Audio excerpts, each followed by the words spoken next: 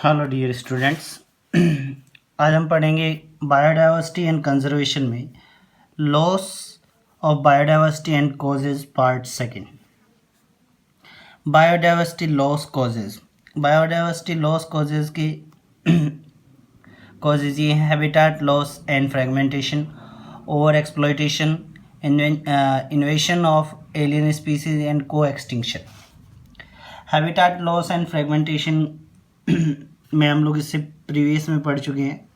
हैबिtat loss से मतलब क्या होता है कि इट मीन्स ह्यूमन अपनी बेसिक नेसेसिटीज़ को या फिर कंस्ट्रक्शन वर्क के लिए या फैक्ट्रीज फॉर्मेशन करने के लिए क्या कर रहा है कि इट मीन्स वाइल्ड लाइफ को डिस्ट्रॉय कर रहा है, फॉरेस्ट को काट रहे हैं, तो ये हैबिtat लॉस बोल रहे हैं। फ्रेगमेंटेशन डिवाइड कर रहा है कि इट मीन्स वाइल्ड एरियाज़ के अंदर ह्यूमन की पॉपुलेशन भी ग्रो करने लगी, that is the habitat loss and fragmentation. दूसरा है over exploitation. Over exploitation when we start using natural resources more than what we require. जब हम लोग नेचुरल रिसोर्सेज का इतना ज़्यादा यूज़ करना स्टार्ट कर देते हैं कि हमारे को जितना यूज़ है उससे ज़्यादा बहुत ज़्यादा यूज़ करते हैं, that is over exploitation. And that if is of living organism then the particular species is lost। इसलिए उस पर्टिकुलर एरिया के अंदर रहने वाली लिविंग स्पीसीज है वो वहाँ से क्या हो जाती है, लॉस्ट हो जाती है।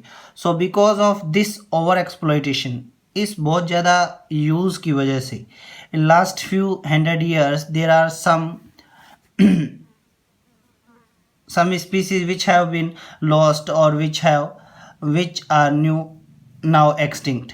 कि इट मीन्स इस ओवर एक्सप्लॉयटेशन यानी बहुत ज़्यादा नेचुरल रिसोर्सेज के कंजप्शन की वजह से 100 years के अंदर या 100 सालों के अंदर कुछ स्पीसीज लॉस्ट हो चुकी हैं या फिर कुछ स्पीसीज ऐसी कैटेगरी में जो अब एक्सटिंक्ट होने वाली हैं, लगभग नाउ एक्सटिंक्ट, जो अब एक्सटिंक्ट हो चुकी हैं। एग्जाम्पल है जैसे डोडो was a bird in Mauritius. It was for meat and it was killed to such as extent that the bird was extinct। इस मॉरिशस में एक बर्ड मिल रहा है डोडो, इसको इसके पर्टिकुलर मीट मटेरियल के लिए, खाने के मटेरियल के लिए ह्यूमन क्या कर रहे थे, किलिंग कर रहे थे, जिससे धीरे धीरे क्या होने लगा है, एकदम से एक्सटिंक्ट हो चुका है और कम्प्लीटली एक्सटिंक्ट हो चुका है। ऐसे ही है Steller sea cow, passenger pigeon, all these are over exploit. ये तीनों स्पीसीज क्या हैं, ओवर एक्सप्लॉइट की वजह से एक्सटिंक्ट हो चुकी हैं। थर्ड है invention of alien species. Invention मतलब जैसे हम लोग किसी पर्टिकुलर हैबिटेट में कोई नई स्पीसीज को इंट्रोड्यूस कर देते हैं तो वहाँ पर पुरानी वाली या नई वाली में से कोई भी एक पर्टिकुलर स्पीसीज क्या हो सकती है, लॉस्ट हो सकती है। Alien not found in particular area comes from another area. मान लिया जाए एक पर्टिकुलर स्पीसीज इस पर्टिकुलर एरिया के अंदर नहीं पाई जाती और वो किसी दूसरे एरिया से लाई गई है, जिसकी वजह से उसको एलियन स्पीसीज बोला है। नॉन एज एलियन और foreign species, not a local species. ये पर्टिकुलर लोकल स्पीसीज नहीं है, किसी दूसरे एरिया से लाई जाती है। If a foreign species alien introduce in a particular area, the species remains there slowly gets extinct.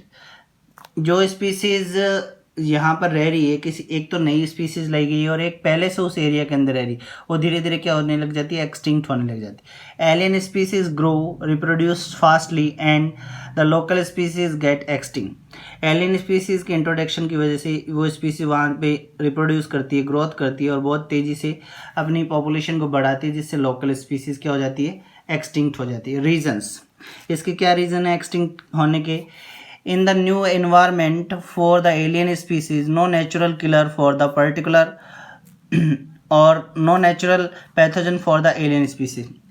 इस नए इन्वायरमेंटल कंडीशन में इस एलियन स्पीसीज के लिए कोई नेचुरल किलर नहीं है, इसलिए और ना ही कोई पैथोजन है जो इसको डिस्ट्रॉय कर सकता है, इसलिए इसके नंबर बढ़ते जाते हैं और ये जो नेचुरल स्पीसीज इस एरिया में थी उसको डिस्ट्रॉयड कर देती है।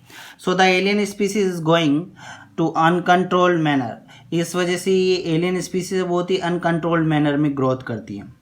Because every environment there is a natural predator for species to check the member. हम मानते हैं कि किस पर्टिकुलर एरिया के अंदर क्या है, पर्टिकुलर प्रेडेटर होता है किसी भी पर्टिकुलर स्पीसीज़ के लिए, जो नंबर्स चेक करता है किसमें पर्टिकुलर स्पीसीज़ के पर्टिकुलर एरिया के अंदर। और इस वजह से क्या होता है कि इट मीन्स उनकी पॉपुलेशन कंट्रोल रहती है। बट ये एलियन स्पीसीज़ है तो इस वहाँ पे उसका कोई पर्टिकुलर प्रेडेटर नहीं रहता, पैथोजन नहीं रहता। एग्जाम्पल इसके Nile perch introduced in the lake of Victoria. ठीक है, नाइल पर्च विक्टोरिया लेक में इंट्रोड्यूस किया गया था। नाइल पर्च एलियन स्पीसीज था फॉर लेक विक्टोरिया लेक के लिए। 200 स्पीसीज लोकल, इस विक्टोरिया लेक में 200 स्पीसीज लोकल थी ऑफ चिचलेट फिश गॉट एक्सटिंक्ट। 200 प्रजातियां चिचलेट फिश की इस नाइल पर्च स्पीसीज की वजह से क्या हो चुकी हैं, डिस्ट्रॉय हो चुकी हैं विक्टोरिया लेक में। सेकंड है parthenium, commonly known as carrot grass. Parthenium introduce in India through cargo ships. ये कार्गो शिप से जो हम लोग एक्सपोर्ट इंपोर्ट कर रहे थे उसके थ्रू ये कैरेट ग्रास इंडिया में आ चुका था, आ गया है। और जब ये एग्रीकल्चरल प्लांट के साथ में क्रॉप प्लांट के साथ में ग्रो करता है तो उनको डिस्ट्रॉय कर सकता है और इसके नंबर्स बढ़ते जाएंगे। क्यों? क्योंकि इसका कोई नेचुरल प्रेडेटर नहीं है तो ये लोकल स्पीसीज़ को डिस्ट्रॉय करता है। नेक्स्ट है लैंटाना और आइकोनिया वाटर हाइसिंथ, ये भी कॉमनली इसको टेरर ऑफ बंगाल बोलती है। तीनों स्पीसीज क्या है कि इंट्रोड्यूस की गई हैं जिससे एलियन स्पीसीज की इन्वेंशन से क्या हो चुका है, इन्वेशन से रेजिडेंशियल स्पीसीज हैं वो डिस्ट्रॉय हो चुके हैं। नेक्स्ट है को एक्सटिंक्शन। को एक्सटिंक्शन का मतलब है दो जातियां जो एक दूसरे के ऊपर डिपेंड करती हैं, अगर उनमें से कोई एक पर्टिकुलर स्पीसीज अगर डिस्ट्रॉयड हो जाती है या एक्सटिंक्ट हो जाती है तो दूसरी भी उसके साथ ही प्रोग्रेसिवली या उसके साथ साथ ही क्या हो सकती है, एक्सटिंक्ट हो जाएगी। जैसे को extinction inter relationship between two species, दो स्पीसीज के बीच में इंटर रिलेशनशिप। एग्जाम्पल है डोडो एंड कैलवेरिया ट्री। डोडो और कैलवेरिया ट्री के बीच में inter relation, both have inter relationship है दोनों के बीच में। Dodo feed on the tree commonly on the seed of calvaria tree. Dodo जो बर्ड है वो इस पौधे के सीड्स के ऊपर क्या करता है, इट मीन्स फीड अप करता है। And calvaria tree seeds germinate only when they pass through the digestive system of dodo. और इस प्लांट के जर्मिनेशन का सीड जर्मिनेट कब होते हैं, जब ये डोडो वर्ड इसको खाएगा और उसके डाइजेस्टिव सिस्टम से ये गुजरते हैं तब ये क्या कर सकते हैं, ग्रो कर सकते हैं। Dodo extinct so the calvaria also extinct. Dodo bird क्या हो चुका है, इट मीन्स इसको मीट के लिए किल कर दिया गया था जी, ये एक्सटिंक्ट हो चुका है।